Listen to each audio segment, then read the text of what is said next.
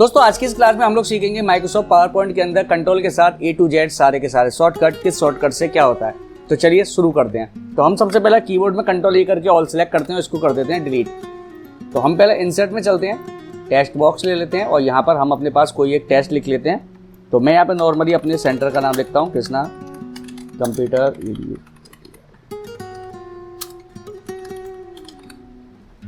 इसके बाद मैं कंट्रोल दबा के इसकी कॉपी कर लेता हूँ और यहाँ पे मैं लिखता हूँ अलीगढ़ UP 20/2001। ठीक है, तो ये हमने एक सिंपल सा टेस्ट लिख रखा है, बिल्कुल इसमें कुछ भी नहीं है। मैं यहाँ थोड़ा साइज बढ़ा देता हूँ ताकि आपको देखने में आसानी रहे। सबसे पहले अगर हमें इन सभी मैटर को सिलेक्ट करना है तो कीबोर्ड में कंट्रोल A दबाएंगे। इसके बाद आप डिलीट, कट, कॉपी, पेस्ट कुछ भी कर सकते हैं। तो कंट्रोल A हमारा किस लिए होता है, ऑल सेलेक्ट करने के लिए।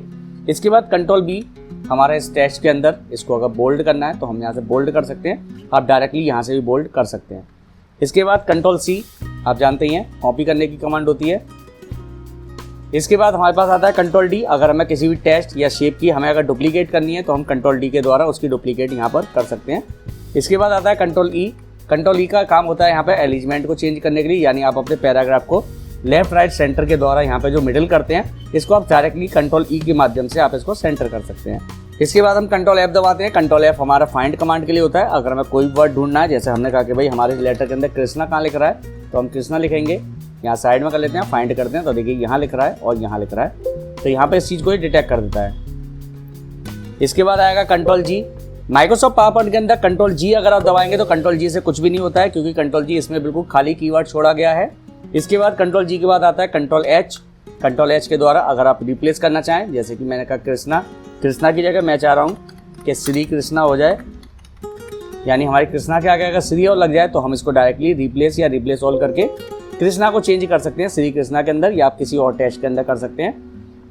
कंट्रोल H के बाद आएगा कंट्रोल I। कंट्रोल I के लिए आपके पास कंट्रोल A से पहले पूरे टेक्स्ट को सिलेक्ट कर लेंगे और कंट्रोल I दबा देंगे तो आपका जो टेक्स्ट है वो यहाँ पे इटैलिक हो जाएगा, या आप डायरेक्टली यहाँ पे I को दबा के भी कर सकते हैं। इसके बाद आता है कंट्रोल J। कंट्रोल J होता है जस्टिफाई के लिए, यानी अगर आपका कोई भी पैराग्राफ है और आप अपने टेक्स्ट को पैराग्राफ को लेफ्ट राइट सेंटर करना चाहते हैं। इसको मैं थोड़ा सा आपको यहाँ पे अलग तरीके से दिखाता हूँ। जैसे कि ये मेरे पास टेक्स्ट है, मैं इसको कॉपी कर लेता हूँ और यहाँ पर मैं इसको पेस्ट करता हूँ। ठीक है, तो ये मेरे पास टेक्स्ट है। मैं बाकी के टेक्स्टों को थोड़ा सा साइड में कर देता हूँ ताकि आपको हर एक चीज़ की जानकारी अच्छे तरीके से हो जाए। अब देखिए ये हमारे पास एक टेक्स्ट है, तो मैं इस टेक्स्ट को क्या करता हूँ, यहाँ पर बिल्कुल सभी को सीक्वेंस में लिखता हूँ बिना किसी भी तरीके का एंटर दबाए हुए।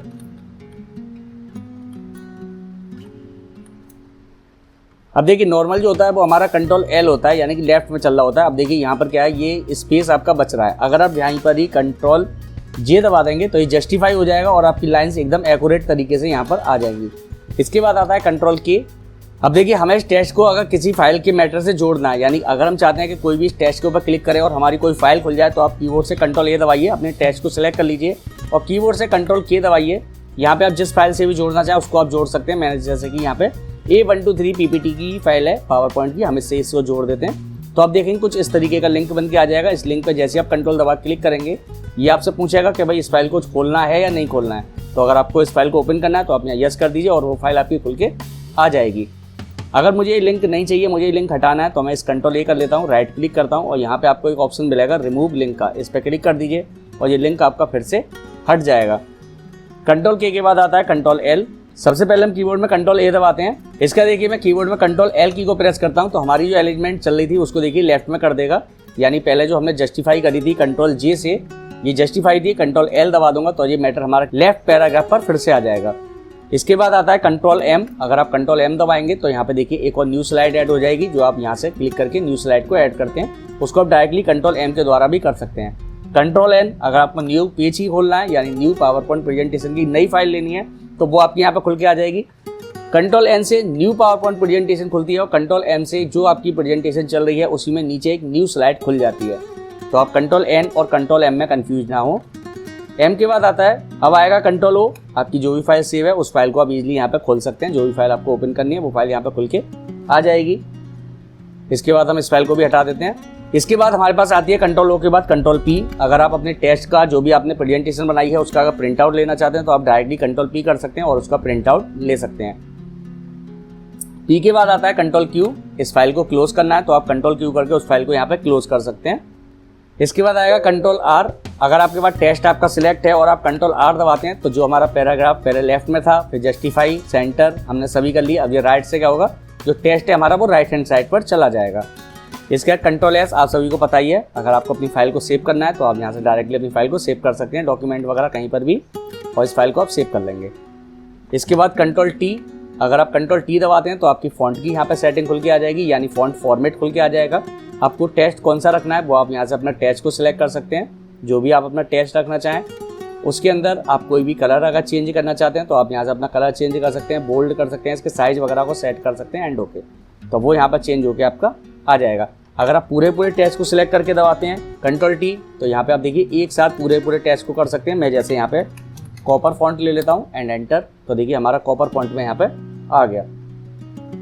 इसके बाद कंट्रोल U, आपके पास जो भी टेक्स्ट सिलेक्ट है उसके नीचे अगर आपको अंडरलाइन दबानी है या तो आप डायरेक्टली होम पे आके यहाँ से U दबा दीजिए, या आप डायरेक्टली कंट्रोल A करके उस टेक्स्ट को सिलेक्ट कर लीजिए और कंट्रोल U प्रेस कर दीजिए, तो आप देखेंगे सभी के सभी टेक्स्ट के नीचे हमारे पास यहाँ पे अंडरलाइन डल के आ जाएगी।